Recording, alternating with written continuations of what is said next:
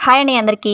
Sunday రోజైతే టెంపుల్‌కెళ్ళానండి. అక్కడైతే హోమం జరిగిందనమాట. ఆల్రెడీ నాకు హోమం జరుగుతుందని ముందే తెలుసు. అంతకు ముందు రోజు టెంపుల్‌కెళ్ళినప్పుడైతే చెప్పారు. నెక్స్ట్ రోజొచ్చి హోమం ఉంది. టైమింగ్ వచ్చేటప్పటికి 8-10 అనేసి చెప్పారనమాట. అందువల్ల నేను ముందుగానే టెంపుల్‌కైతే ఎళ్ళిపోయాను. హోమం వచ్చేటప్పటికి సుబ్రహ్మణ్య స్వామి టెంపుల్‌లో అయితే చేశారండి. ఆ పక్కన హాల్‌లో అయితే చేశారనమాట హోమం. ముందుగా ఎళ్ళగానే స్వామి దర్శనం చేసుకొని తర్వాత హోమం దగ్గర అయితే కూర్చున్నాననమాట. అసలు హోమం ఎందుకు చేశారంటే గనక ఇక్కడొచ్చేటప్పటికి వర్షాలు ఎక్కువుంటాయండి. అందులో కూడా ఈ 1, 2 నెలలు బాగా వర్షాలుంటాయి.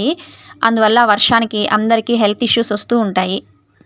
ముందుగా 4 డేస్ పూజలు చేశారండి. పూజ అయిపోయిన తర్వాత లాస్ట్ రోజు వచ్చేటప్పటికి హోమం అయితే చేశారనమాట. ఈ హోమానికి చాలామంది వచ్చారు. ఇక్కడైతే పూజలు చాలా బాగా చేస్తారండి. ఎప్పుడు పూజ చేసినా కూడా పూజ అయిపోయిన తర్వాత వచ్చిన భక్తులందరికీ కూడా ఏదో ఒకటి అన్నదానం రూపంలో ప్రసాదానాలు అయితే ఇస్తారనమాట. మధ్యాహ్నం టైం అయితే భోజనం, మార్నింగ్ అయితే టిఫిను, నైట్ అయితే చపాతీ ఇదంతా కూడా ప్రసాదం లాగా పంచుతారనమాట. పంచడం అంటే చూస్తున్నారు కదా, అక్కడ చైర్స్, టేబుల్స్ అన్నీ వేశారు.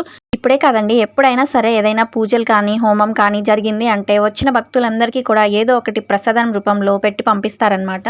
హోమం స్టార్ట్ అయిన దగ్గర నుండి లాస్ట్ వరకు కూడా ఎవరో ఒకరు వస్తూనే ఉన్నారండి. అంతమంది వచ్చారనమాట. శివయ్యకైతే మంచిగా పూజ చేసి హోమం అయితే చేశారు.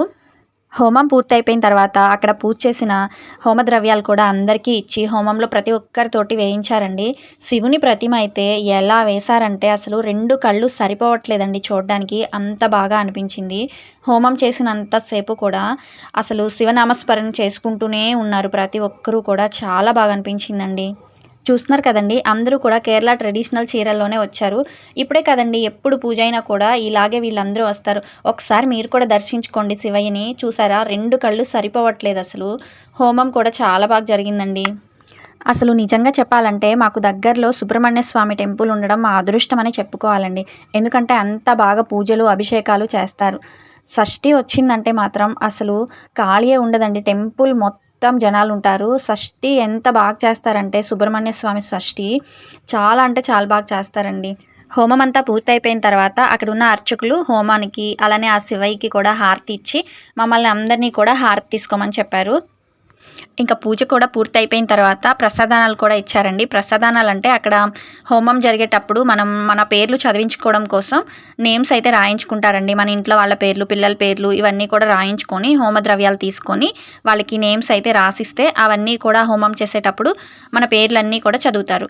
అలా రాపించుకున్న వాళ్ళకి లాస్ట్‌లో పాయసం కూడా ఇస్తారండి. ప్రసాదానం రూపంలో పాయసం కూడా ఇస్తారనమాట. అది కాకనే మళ్ళీ వచ్చిన వాళ్ళందరికీ కూడా ఏదో ఒకటి టిఫిన్ కానీ, భోజనం కానీ పెట్టి పంపిస్తారనమాట.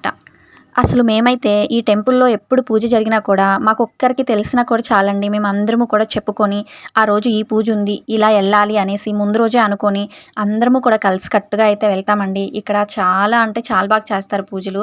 నిజంగా నేను మాటలు చెప్పడం కాదు, ఈ వీడియో చూస్తే మీకు కూడా ఎంతో అంత అర్థమై ఉంటది కదండీ. ఈ షష్ఠి, హోమం ఇలాంటి పూజలే కాదండి, మనకి వస్తున్న ఫెస్టివల్స్‌ని బట్టి వాటికి తగ్గట్టుగా పూజలైతే చేస్తారనమాట. చాలా బాగా చేస్తారు. గురు పూజ కూడా చేస్తారు. ఇంకా వచ్చినోళ్ళందరికీ కూడా టిఫిన్ అయితే పెట్టారండి. అంటే మార్నింగ్ టైం కాబట్టి టిఫిన్ పెట్టారనమాట. ఇంకా ఆఫ్టర్‌నూన్ టైంలో గనుక పూజ కంప్లీట్ అయిపోతే భోజనం కూడా పెడతారు. అలానే నైట్ టైం అయితే పూజ చపాతీ కానీ ఏదో ఒకటి మళ్ళీ టిఫిన్ పెడతారనమాట. ఈ వీడియోలో అయితే ఇంతేనండి. నెక్స్ట్ వీలున్నప్పుడు టెంపుల్ వ్యూ అంతా కూడా మీకు చూపిస్తాను.